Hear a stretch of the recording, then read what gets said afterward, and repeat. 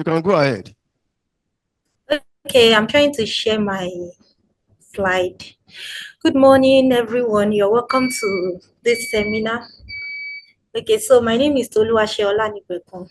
I'll be presenting a topic called the role of tutors and instructors in the effective delivery of ODL. I want to know if my screen is showing at your end. Please let me know if you can see my screen.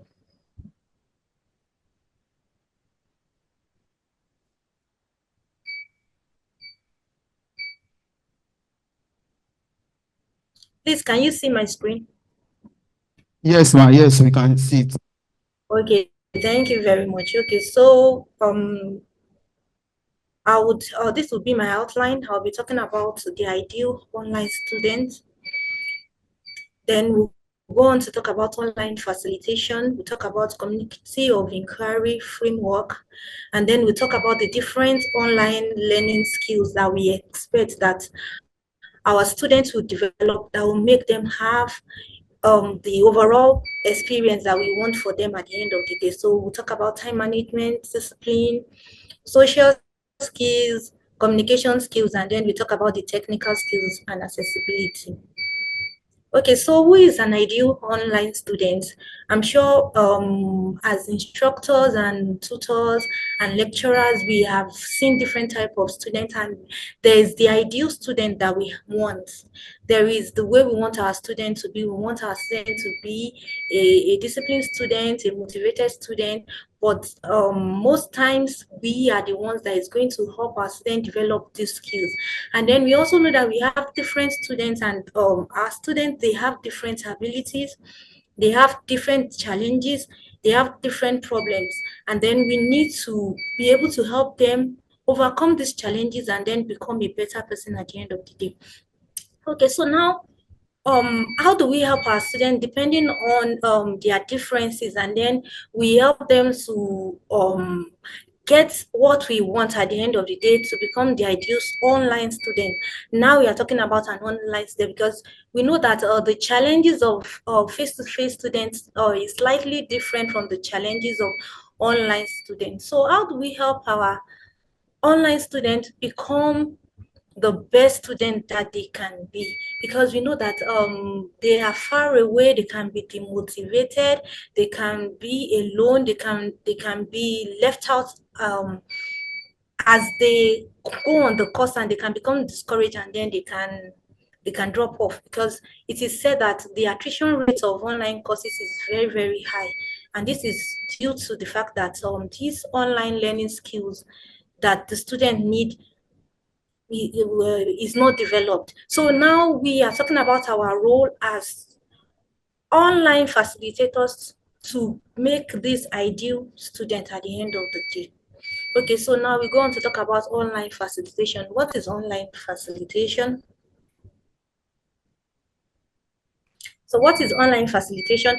So online facilitation is said to be the technique of enabling and promoting learning in an online environment by means of encouraging interaction with and between students, and then creating supporting interactive online activities. So that is what we want to do as instructors and tutors. We want to create a learning environment, a learning online environment through our activities. We want to create interactive activities that will help our students learn and then have an overall great learning experience at the end of the day. Okay, so now how do we do this? We need to be able to create online learning environment. And then I'm sure through this seminar today, we are going to learn a lot of ways through which we are going to create this online learning environment. But then we need it is a skill that we need to develop. That's the facilitation skill, because this might be slightly different from lecturing, because now we have to do more, because now it is a different platform. It may not be what we are used to, but it is something that is doable. And what we want to do now is to help our students develop online learning skills on the learning environment, because as we lecturers are new to this online learning platform, that is the same way the students are also new to these learning platforms too. So we need to bring them on board as the facilitator to get what we want them to get at the end of the day. And then what we also need to do is to create social presence. That means we need to create a community of learning, help our students come together, interact with each other, and then get the best from each other. So as we, the facilitator, are facilitator, we are facilitating. That means we are communicating from ourselves to the student, and then we want the student also to have this communication between themselves and create that social presence that will help them and in a way help cure the demotivation or whatever it is they may be experiencing, because the social presence is part of learning too.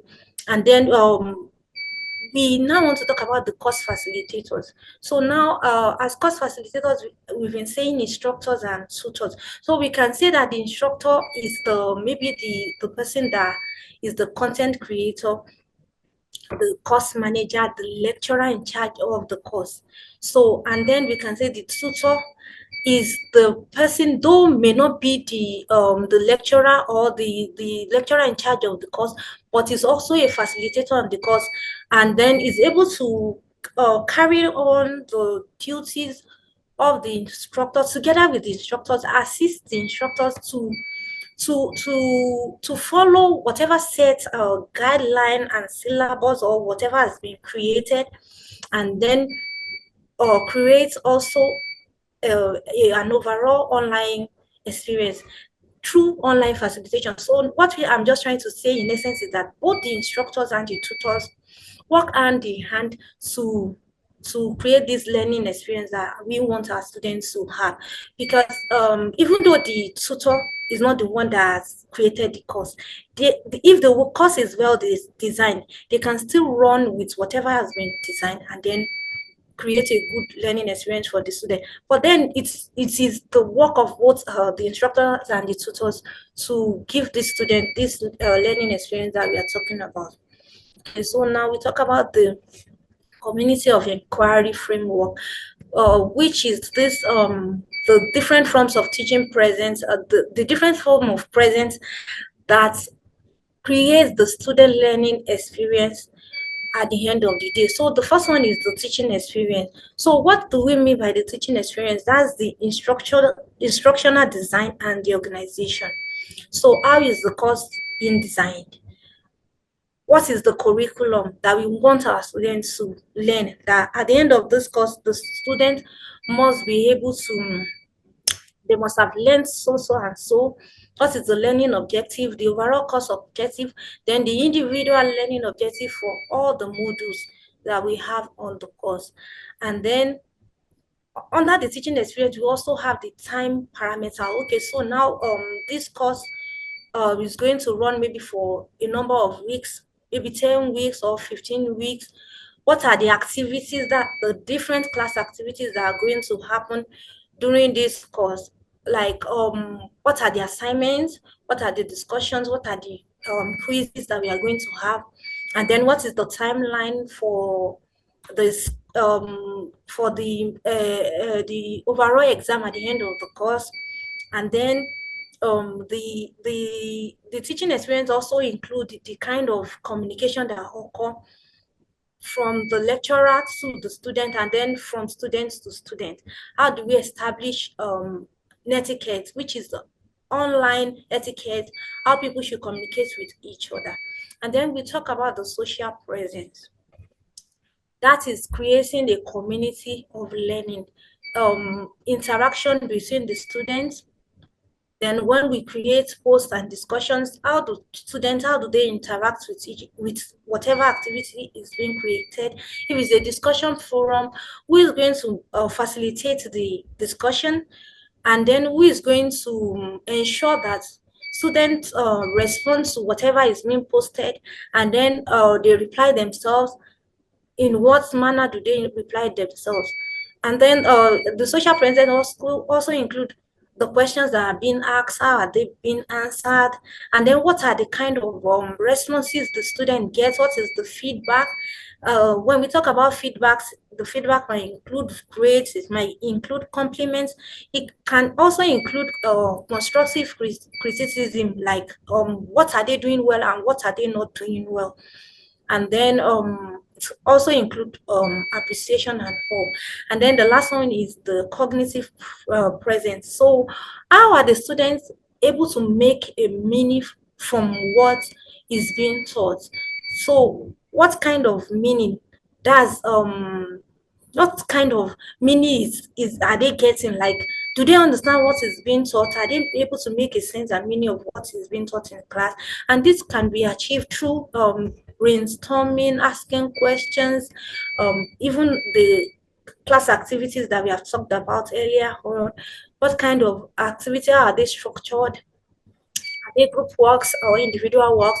Do they foster collaboration and all? So now we have talked about these three different presences, and we are saying this we want these presences to inform our student learning and then create a great student learning experience for our students at the end of the day. So now we are talking about the role of our instructors and tutors, which is the pedagogical role, that is the role in the teaching itself.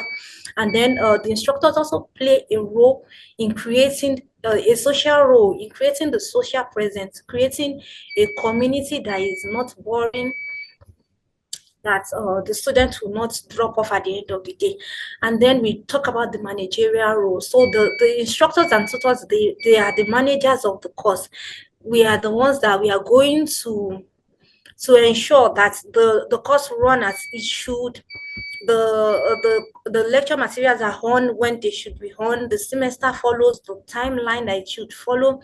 And then we have the technical role at the end of the day. So now we don't because the instructors and tutors, they may not be the technical experts, but they perform this technical role by directing the student to the appropriate technical experts that will help them solve whatever technical problems that they may be experiencing. And also, as the instructors and tutors go, they continue on the course, they themselves become more knowledgeable in terms of the technical use of the learning management system. And also, it's not all the problems that the student encounter that that they will be able to solve. So for the ones that are beyond them, then they can refer the student to the appropriate quarters. So now we have these different roles that we want the instructors and the student and the tutors to perform. Okay, so now we have said a lot of things about helping our students develop the learning experience that we want them to achieve at the end of the day. And how do we do that? Is by helping them develop different online learning skills. And the first one that we'll talk about is time management skills. So now, how do we help our students to manage their time effectively so that they can have the good learning experience that we want them to have? So it starts from the length of our lecture material. So a good online material must not be too lengthy. It must be something that the students will be able to consume within a limited amount of time, to be able to do away with boredom. Okay, so now we have to structure, we have different types of learning materials, maybe our videos, our notes. We have to structure them in a way that is attractive to the student, in a way that different students with their different learning abilities would get from them. So now we can have PowerPoint documents, we can have Word documents, we can have videos. So depending on the different learning style of a student, the lecture materials that we give them should appeal to different students and their different learning styles. And then part of time management is creating a well-structured syllabus. So a structured syllabus that shows what is going to happen from week 1 to maybe week 15. A structured syllabus that shows what module will be covered in each week of the syllabus. Then it will also include the different activities that would happen, that will come up. What will that activity be on? And what will it be? Will it be an assignment? Will it be a quiz? Will it be a group work? And then what marks will be allocated to each activity? And then when are they supposed to have the activity, and when are they supposed, what will be the deadline? Okay, so that will help the students in time management, because they know what is expected of them, they know when they are supposed to do it, and then they are able to manage their time very well. And then time management also include giving clear instructions to students, like it's instruction on when to do what and how to do it and what to do. And then because we know that our students, they are online students and they are distant learners, which gives them some form of flexibility. But then we know that at the end of the day, flexibility can lead to procrastination, because it's flexible. Then the people tend to misuse that, and then they say they will do it later. At the end of the day, they end up not doing it. So time management is a critical aspect of online facilitation that instructors and tutors must help students develop. Okay, so now we talk about discipline and motivation. So we've said our intent must be a disciplined and a motivated student. But then we know that this is not a nature of, it's not generally a nature of distant and online learners, because of the mode of learning and its flexibility. So how do we help our students to become disciplined and motivated?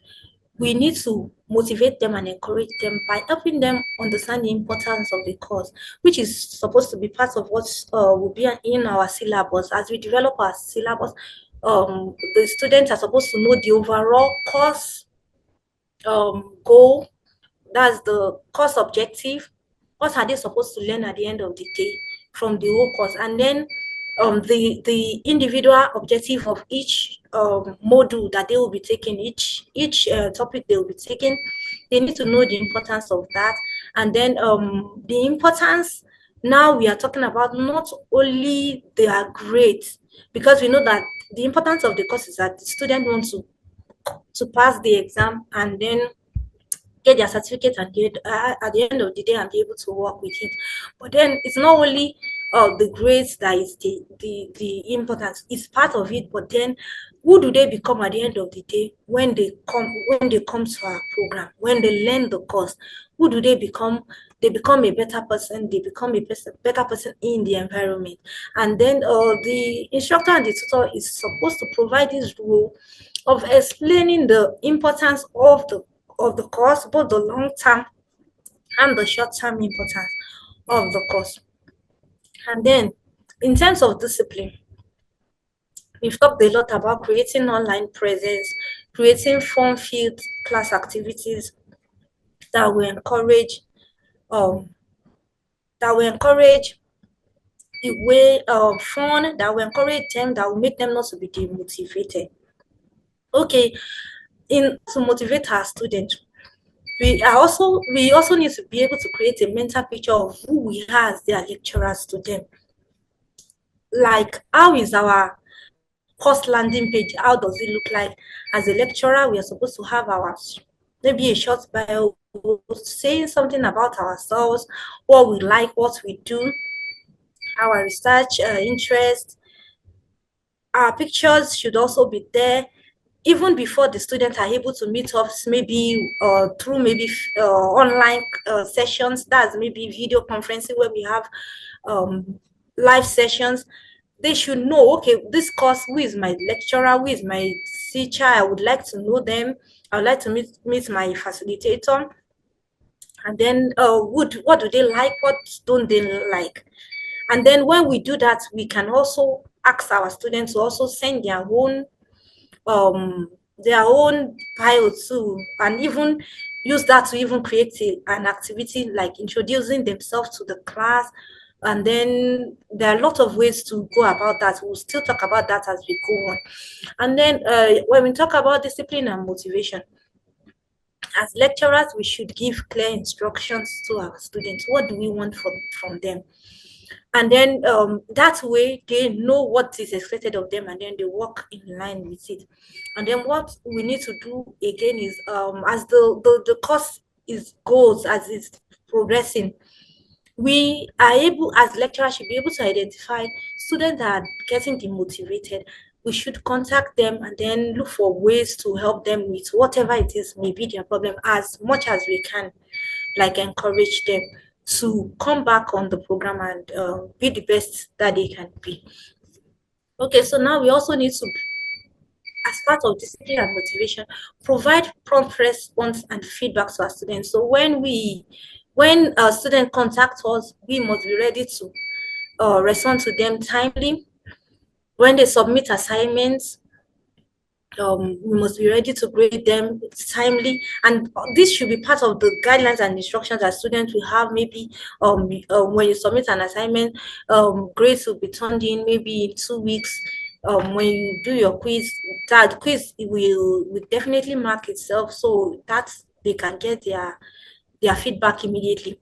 But then this is just part of how we can help to discipline our students and then help them get motivated at the end of the day. Okay, so now we talk about developing social skills. So we create these environments where students are able to interact with their lecturers and then interact with themselves. So, and all this can be done online through different platforms. When students should be ready to participate in discussion forum, which we are going to create for them. So we create the discussion forum, and then we create different forms of communication. So now when we talk about teaching and learning, now it can be synchronous and it can be asynchronous. So in synchronous is when we have live sessions, when we create a time, like the meeting we are having now is a synchronous meeting. We are here together, we are communicating, even though we might be in different places, but we can still talk to ourselves. So irrespective of the distance or the location of our students, we can have synchronous meetings with them to teach them what they have to learn. And then we can have asynchronous forms of discussion. So that's the discussion forum, where we post discussion, we create the discussion, but we don't just create the discussion and leave it to facilitate itself. We have to be this facilitator. We have to be the one facilitating the discussion by posting the first post. Like, okay, maybe let's say we want to talk about time management. So now we need to create a post on time management, and then provide the guideline to what we want them to do. So now with this post, what are you supposed to do? Are you supposed to maybe answer question 1, 2, 3 in the discussion forum? And then we can also give them instructions like, after posting your comments, you can reply 2 or 3. You're supposed to respond to 2 or 3 other comments from your colleagues. So that's where the discussion continues. So after breaking the ice by posting the discussion or starting the discussion as the facilitator, we provide guidelines to the student on how the discussion should go on. So by the time a student knows that he is expected to respond to at least 2 or 3 discussions or comments from their colleagues, then the communication will continue from that, and then that social community is developed. And the one thing that is good about all this is we just need to start. When we start it and then we facilitate it, we provide the guideline, definitely the students are going to follow and then continue with the discussion, and then even take the social and the community aspect of the class beyond the class. So we now talk about communication skills. How do we communicate? Because now the teaching itself involves communication. So now we have our learning materials and it's there for the student to start to interact with. We need to give instructions on online communication so that students know how to respect themselves in the learning environment. So we need to have guidelines to what to say, what not to say, how to respond to students, how to respond to your lecturers, how do we communicate. And then in communication, we must be role models. So how do we, as the lecturers, how do we communicate to our students? What kind of language styles do we use in communicating? So when we serve as a role model, a positive role model to our students, they follow suit and they know that this is what they are supposed to do and what they are not supposed to do. So apart from being a role model, is the instruction part of it. We have guidelines for our community. How do you interact? It's not like maybe a student posts something and then someone just say this is trash. We won't allow that, and we must let our students know that this is what they must say and what they must not say in communicating with each other and communicating with their lecturers. And what more can we say about communication skills? We need to encourage reflection. We need to help the students communicate better, like maybe asking questions. What have you learned? What have you learned from today's class? Helping them to reflect on what has been taught by asking them questions and expecting feedback. So when they know that maybe at the end of each sessions that they will have questions like, what have you one thing, tell the class one thing you have learned, or tell the class one thing you are going to start doing after this session. And then when they have this platform to reflect on what they have been taught, the communication skills is being developed. The class activities, we help them develop this communication skill because they know this is one thing they must do at the end of the end of this each section and each interaction that we have with each other in the class community. So we can also give instructions for all class activities. So all class activities must have instructions, how we want them to be submitted. Are they supposed to upload it? What kind of documents are they supposed to upload? Even instructions that can range from even the number of words they are supposed to submit, maybe the word limit, or the kind of words they are supposed to, the number of words they are supposed to submit, the type of document they are supposed to submit, the materials they are supposed to read and maybe communicate back to the class. So we need to have instructions for all this and then communicate it to the student. When they know what they are supposed to do, then they are able to give the right feedback. And then we also give back our feedbacks on whatever it is they are submitting. So it's the part of communication, because as we are communicating, the students should also communicate back to us. So all these communication skills are developed through the kind of class activities, excuse me, we create, and then through the discussions, emails, video conferencing, different activities that would help foster communication in the class. Okay, so now we have the technical skills. So technical skills and accessibility for the student and even for us as lecturers. So now we know that even students of this age, most students, they interact with different technical facilities like phones, social media and all. But then when it comes to learning, people are still laid back because most of us, we don't want to try new things. But at the end of the day, I remember when students come and they ask questions like, I don't know how to use the learning management system. I just tell them, you just need to learn, because if you can use your Facebook, you can use your WhatsApp, you can use the learning management system. It's just like that. It's just set of instructions that when you click something, it will show you something. So it's not like something that is far-fetched.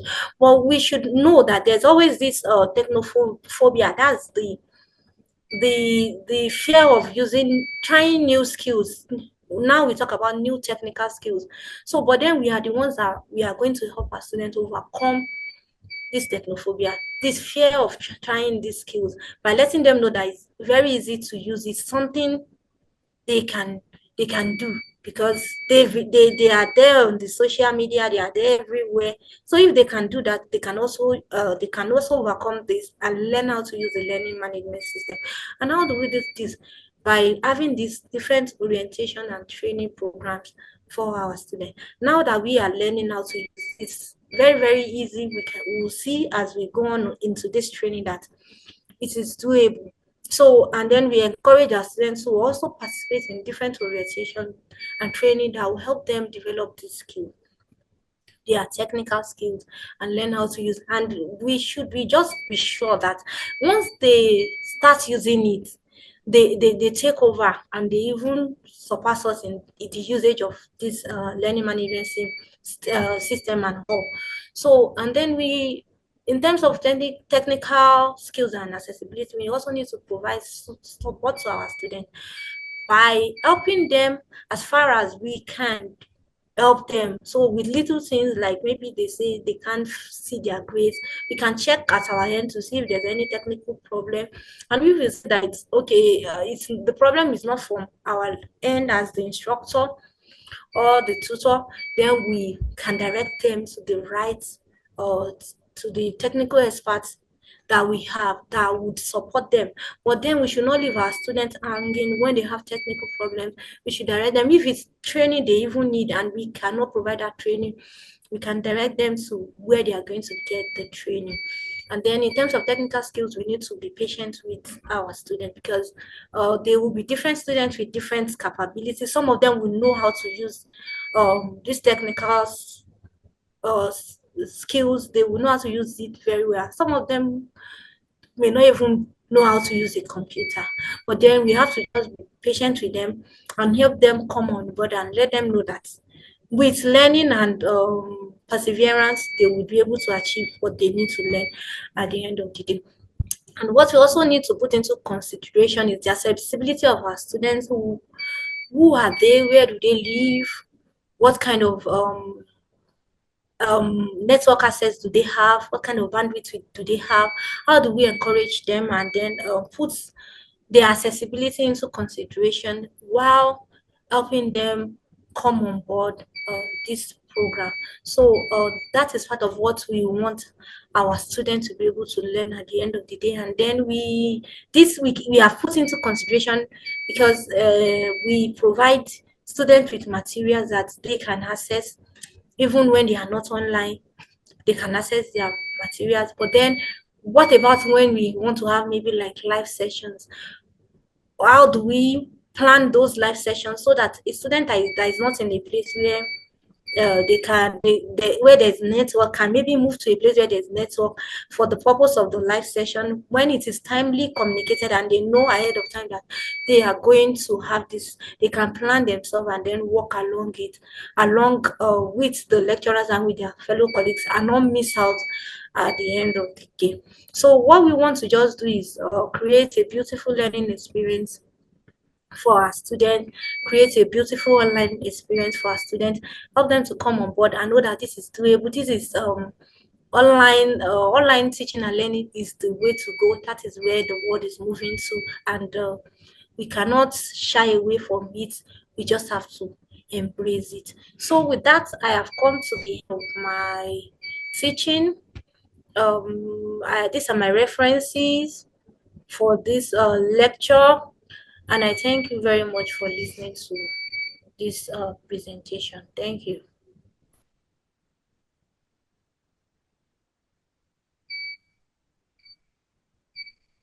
Thank you so much, Mrs. Olanipekun. We want to appreciate your presentation. I think you started with the role of various stakeholders. Started with nature of online learners, and then the role of tutors, and then instructor. I think you tried to, distinguish between the two. The tutors, the instructors, they are both facilitators. While the instructor may be content creator, course manager, the tutor just and the role in kind of provide supportive roles. Then you discuss about the community of inquiry, that expatiates the teaching presence, cognitive presence, and social presence.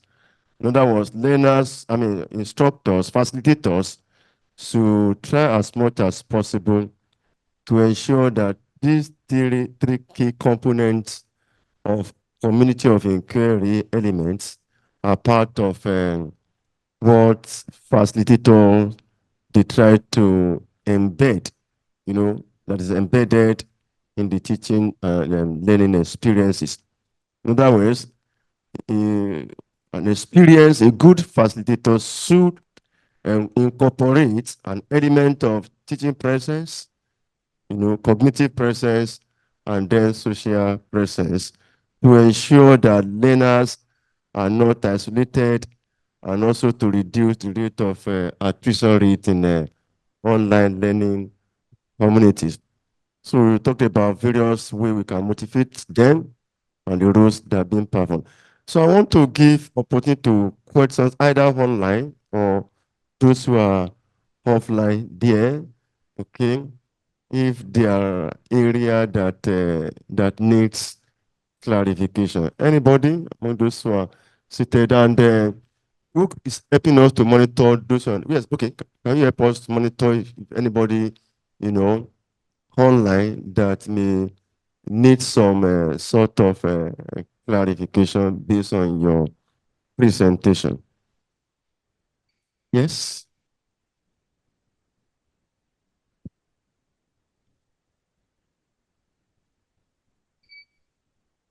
Okay. Somebody who is that? Okay. Eh? Okay. Can you please raise up your hand? Those who are online, you can just raise up your hand, signify so that we can listen to you.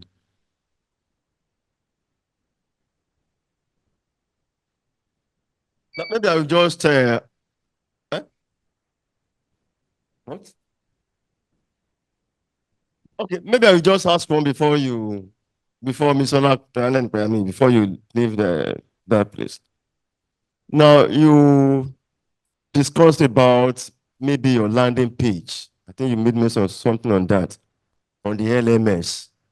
And you try to create some kind of fun experiences, that we, can encourage learners. How do you try to balance that with some learners so that it doesn't become a distraction, creating fun?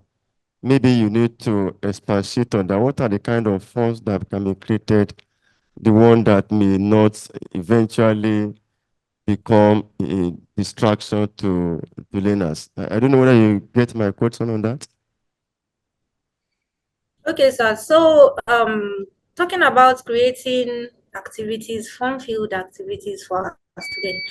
So this can be a separate forum discussion that will create, like, as facilitators, we introduce ourselves, talk about what we like, what we don't like, and then we give instruction. Like, maybe you can just say, after talking about that, we said, ask the students to also introduce themselves, and then maybe reply someone who have the same hobby with them, or someone who is living in the same state with them. That way we start off the communication in the group, and then we set it on like that. But then, in order for us not to maybe create problems for ourselves, we just need to set our rules, like tell the students what they need to do. And most times, once we give instructions, people will not, they will not cross out of those instructions. And then once they know that this is a learning environment, there are some things they will not do. They would definitely abide by the rules and not fall out, except they just want to be so naughty. But I've created things like that before, and I've not had student maybe saying something that we don't want, especially on the learning management system, because it's more academic, and then students still tend to know that this is a class, this is not just a Facebook page or a WhatsApp page. So they tend to cooperate, and then work with the lecturers as we go on. But above all, the main thing is giving instructions. When we give instructions, we set our rules, our class rules. then students would also fall in line and they would not, they won't break those rules because they know that these are guidelines that can affect maybe their performance at the end of the day. Thank you so much. Thank you so much. I think with that, you can take your leave. So can we go just give a round of applause? Thank you, Ms. Olanipekun. We engage you further when the need arises. Thank you so much.